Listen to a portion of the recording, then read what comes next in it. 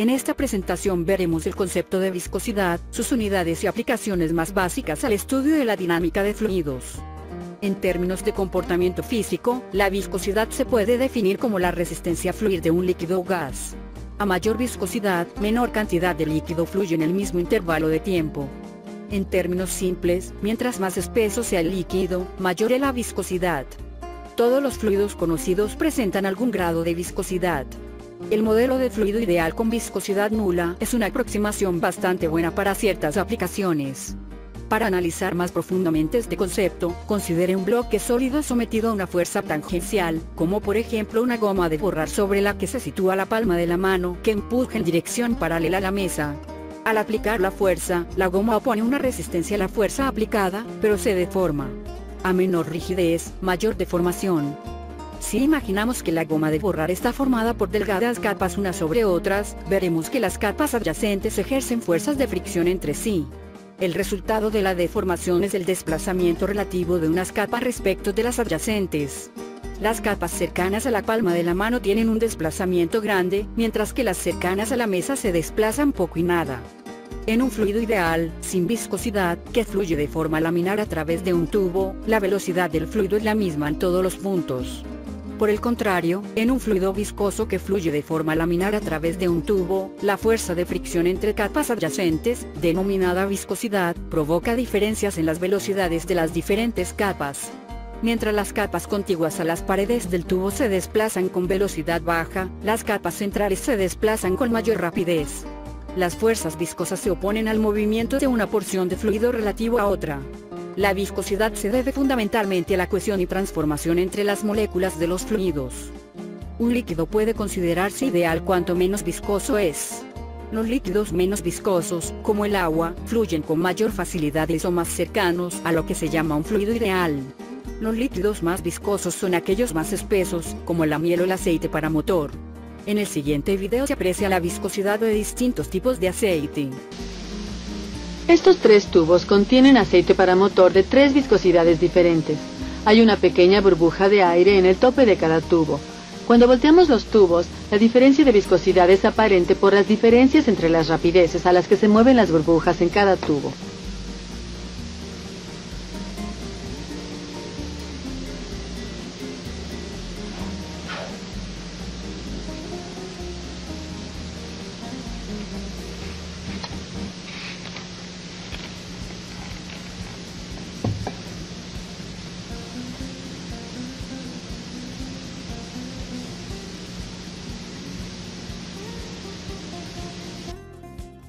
La viscosidad hace que cueste trabajo palear una canoa en aguas tranquilas, pero también es lo que hace que funcione la pala.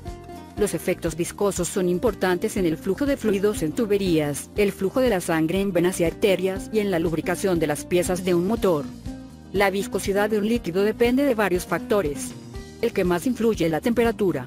En un líquido, a mayor temperatura, menor viscosidad. En el siguiente video se verá esto con el alcohol. El alcohol es muy poco viscoso a temperatura ambiente y fluye libremente.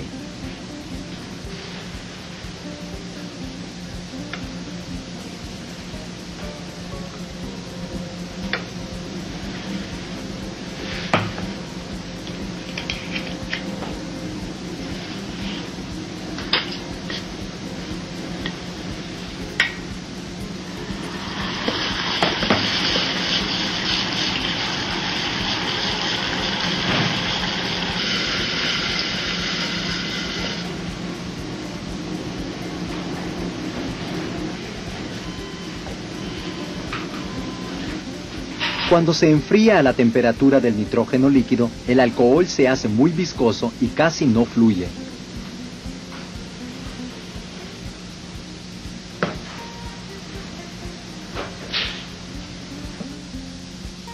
Este hecho se refleja en los siguientes efectos prácticos. Es muy común calentar los frascos de miel para conseguir que ésta fluya con mayor rapidez. Por otra parte, un objetivo importante del diseño de aceite lubricantes es reducir lo más posible la variación de la viscosidad con la temperatura.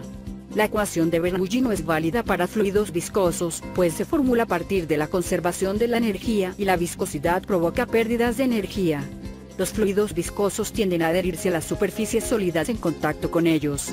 Existe una capa de frontera delgada de fluido cerca de la superficie, que está casi en reposo respecto de esta.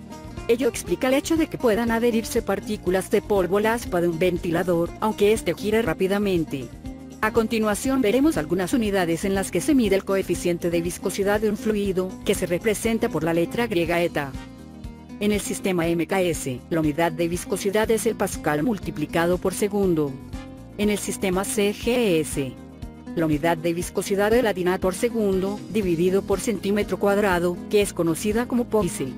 Algunas equivalencias de unidades. Un poise equivale a 10 elevado a menos 1 pascales por segundo. Un centipoise equivale a 10 elevado a menos 2 poise. Y un milipoise equivale a 10 elevado a menos 6 poise.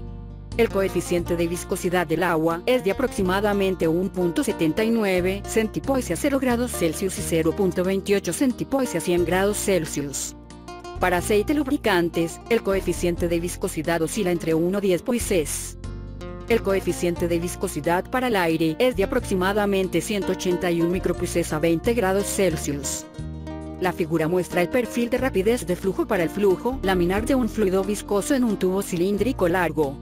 La rapidez es máxima a lo largo del eje y cero en las paredes. El movimiento se asemeja al de muchos tubos concéntricos deslizando entre sí, donde el tubo central se mueve más rápidamente y el más exterior está en reposo. Aplicando la definición de viscosidad a un elemento de fluido cilíndrico, se puede deducir una ecuación que describa el perfil de rapidez.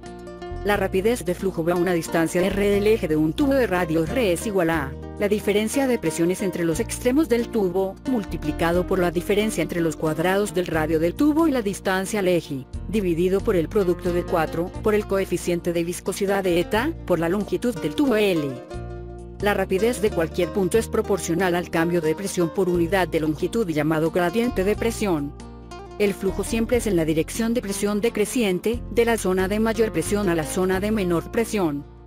A partir de la expresión obtenida para la velocidad del fluido en función de la distancia al eje, se pueden determinar las velocidades máxima, mínima y media del fluido. La velocidad máxima del fluido, que se produce en el centro del tubo, es igual a la diferencia de presiones entre los extremos del tubo, multiplicado por el cuadrado del radio del tubo, dividido por el producto de 4, por el coeficiente de viscosidad de eta, por la longitud del tubo L. La velocidad mínima del fluido, que se produce en las paredes del tubo, es igual a 0. La velocidad media del fluido, igual a la mitad de la velocidad máxima, es igual a la diferencia de presiones entre los extremos del tubo, multiplicado por el cuadrado del radio del tubo, dividido por el producto de 8, por el coeficiente de viscosidad de eta, por la longitud del tubo L.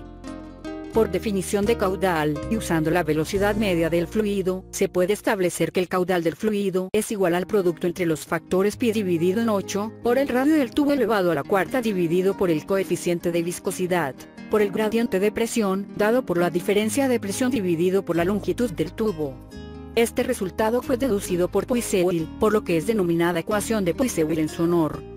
A partir de este resultado, se aprecia que el caudal es directamente proporcional al gradiente de presión, inversamente proporcional a la viscosidad y que varía con la cuarta potencia del radio R. Este resultado tiene importantes aplicaciones en diseños de fontanería y en el estudio de las agujas hipodérmicas. Para este último caso, se puede deducir que es más importante el diámetro de la aguja que la presión del pulgar para determinar su caudal. El flujo de sangre en las arterias y las venas se puede controlar en un amplio intervalo mediante cambios de diámetro relativamente pequeños. Este es un importante mecanismo de control de temperatura en animales de sangre caliente. Un pequeño estrechamiento de las arterias debido a arteriosclerosis puede elevar la presión arterial y forzar el músculo cardíaco. En un flujo laminar, el fluido se mueve en capas uniformes denominadas láminas. La ley de Poiseuille se cumple solamente para flujos laminares. Por el contrario, en un flujo turbulento las láminas fluyen desorganizadas, tanto en su dirección como en su velocidad. Para determinar si un flujo es laminar o turbulento, se suele usar el criterio empírico del número de Reynolds n/r. El número de Reynolds es igual a 2, multiplicado por la densidad del fluido ρ, multiplicado por su velocidad media v, multiplicado por el radio del tubo r, dividido por el coeficiente de viscosidad eta. Si n/r es menor que 2000, se considera que el flujo es laminar. Si n/r es mayor que 3000, se considera que el flujo es turbulento. Si NSV está entre 2000 y 3000, se considera que el flujo es inestable, es decir que puede pasar de laminar a turbulento o viceversa. En un fluido viscoso, la resistencia al flujo RSVF se define como el cociente entre la caída de presión y el caudal. Para el caso de flujo laminar, a partir de la ecuación de Poiseuille, se puede establecer que RSVF es igual a 8 multiplicado por eta multiplicado por L dividido por el producto entre pi y el radio del tubo al cuadrado. En el sistema MKS, la resistencia al flujo se mide en newtons por segundo dividido por metro elevado a la quinta.